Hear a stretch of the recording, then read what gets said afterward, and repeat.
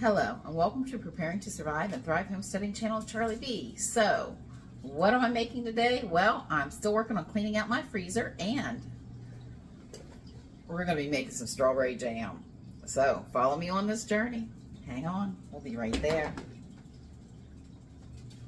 Okay, so what I have is about 24 cups of strawberries. They were frozen.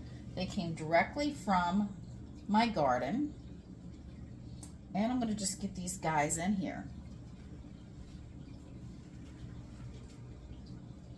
So, hang with me. So I'm going to just start off with some strawberries, put them in a measuring cup.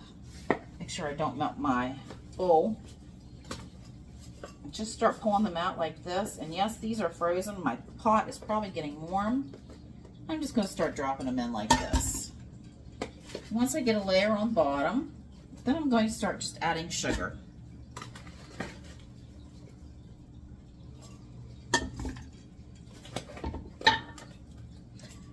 Like I said, these were from my garden and I froze them. I dehydrated a bunch also, or freeze-dried.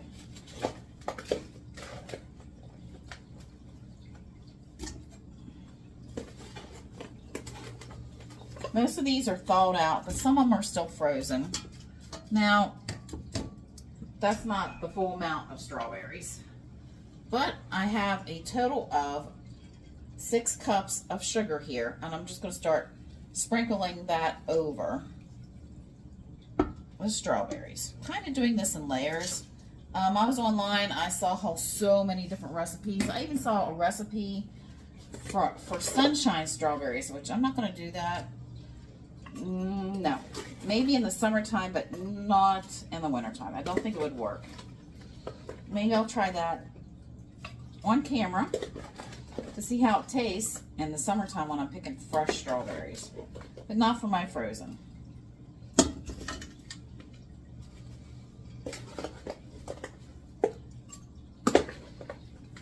So I'm making jam, and I want some chunks of strawberries in my jam. So I don't want to overcook these guys. Oh, and if you haven't figured it out, I'm actually doing these on my new wood / pellet cook stove.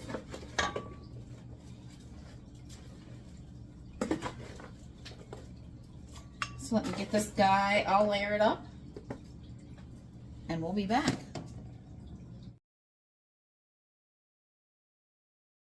Okay, I've got everything in here, and I'm just going to put the rest of the strawberries in my big container in here and sprinkle it with the remaining sugar. And the one last ingredient, which is optional, you do not have to use it, is 1/2 cup of lemon juice. This just helps keep more or less the flavor of it. So what I did is pretty much used about 1/4 the amount of sugar that I went with berries to see how they're going to do. Let's take a closer look here for you.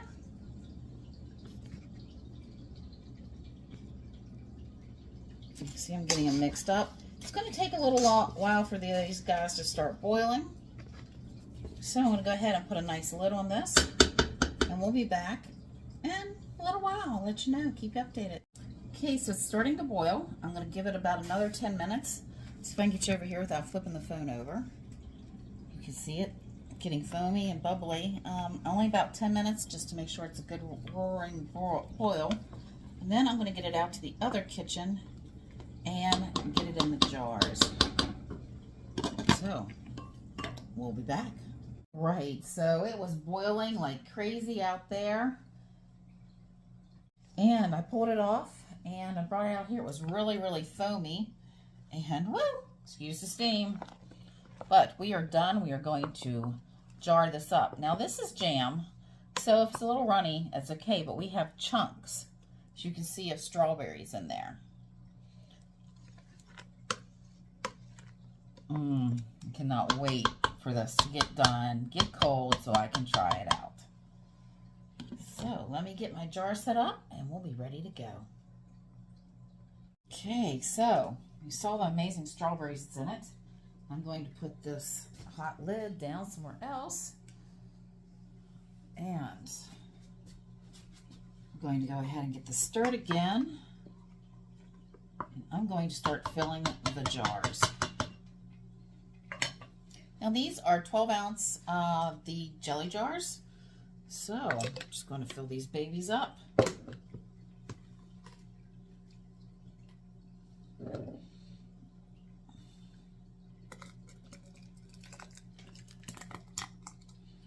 I'm not sure how many I'm going to get, but if I have any left, that's okay, because I'm going to actually try to do some other types of strawberry jelly. Maybe add some other berries to it. So we'll see. I've got more strawberries in the freezer down there. And so we should try some different combinations just to make sure that we're getting something different if we want a little bit of a different taste. Of course, I keep stirring this so I get chunks and juice in it.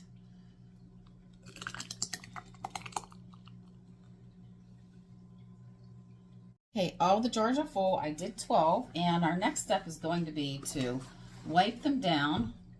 I use white vinegar because it's nicer to get the sugar and greases and anything like that. That might be what you're canning. Some people say there's no reason for it. I just do it because this is how I was taught. And hopefully I'm teaching you all to do it also. These are really, really hot. So I'm going to go ahead and put lids on at least 2 of these because I want to show you what types I'm using today. Our first ones that we're going to be using are the Tatler, and they are reusable lids. And the second one I'm going to use is the metal ball jar lids. Wipe those 2 off. So the Tatler is a white plastic, and this is the rubber seal that goes around it. Sometimes these seal, sometimes they don't. So, you know, hey, I guess we'll see. But with a Tatler, what you want to do is you just want to turn these where they literally will spin in your hand, just like this. Now the ball, you put the lid on there, and you finger tight it, just like that. And you have 2 different types of lids. So here we go. I'm going to finish them all up, get them wiped off, and get them lidded.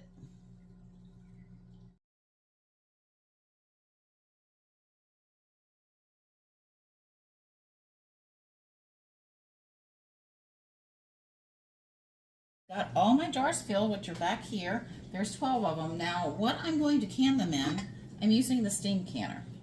I already put it on the wood cook stove so the water would start heating while I was filling the jars. Oh, by the way, we also had one no-name brand lid, and you just put that on just like you would do a ball jar. It's just a metal lid. Hopefully everything will seal, and we will have 12 jars of strawberry jam. So I do have some left. I don't know. It was really good. I tasted it. Might have to pour that on some ice cream. Let's get these in here. They're very hot. Now, like I said, this works just like you would do a water bath canner. However, you only use about 2.5 quarts of water, if that. I add a little bit more because I start these out earlier. And the book actually calls for only 2 quarts. Let me get these scooted in a little bit so they're a little tighter.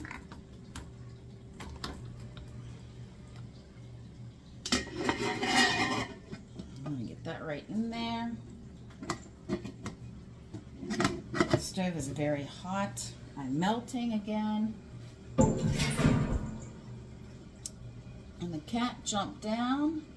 I'm going to get this set up so I have it exactly where I know it's supposed to be. It's my first green one right there. I've tried to show you that before, but just never really works out good.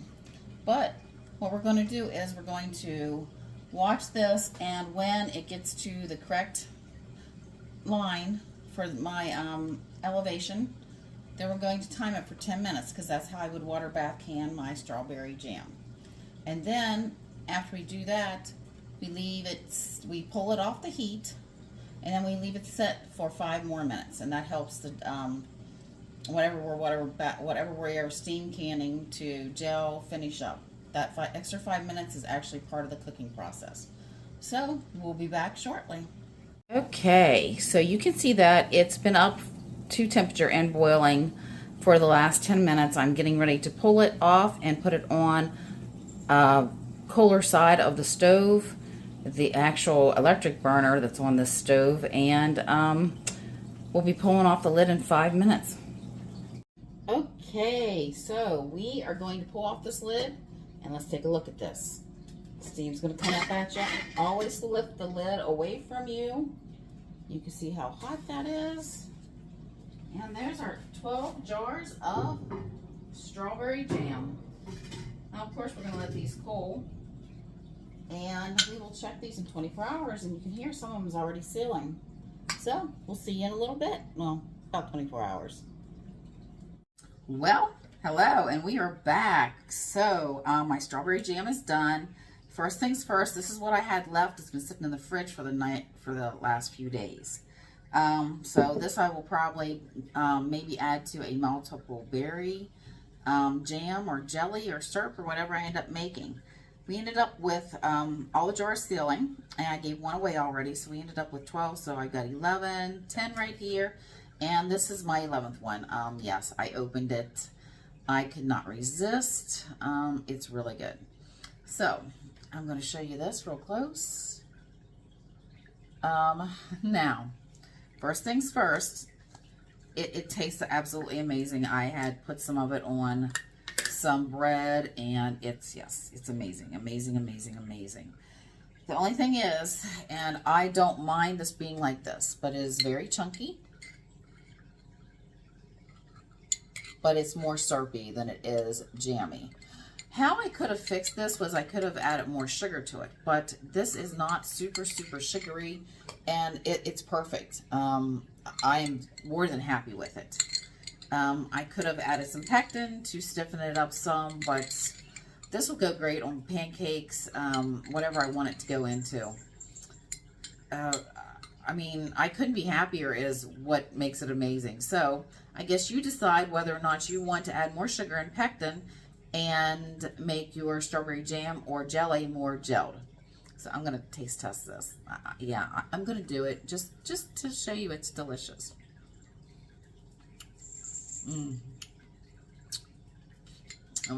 Like I said, it still has a little bit of tartness on it, and believe it or not, that's what I want. Granted, it's not thick. I realize that, so you're probably thinking, well, that's more like a syrup or a topping, and you're right. I can use it on my pancakes.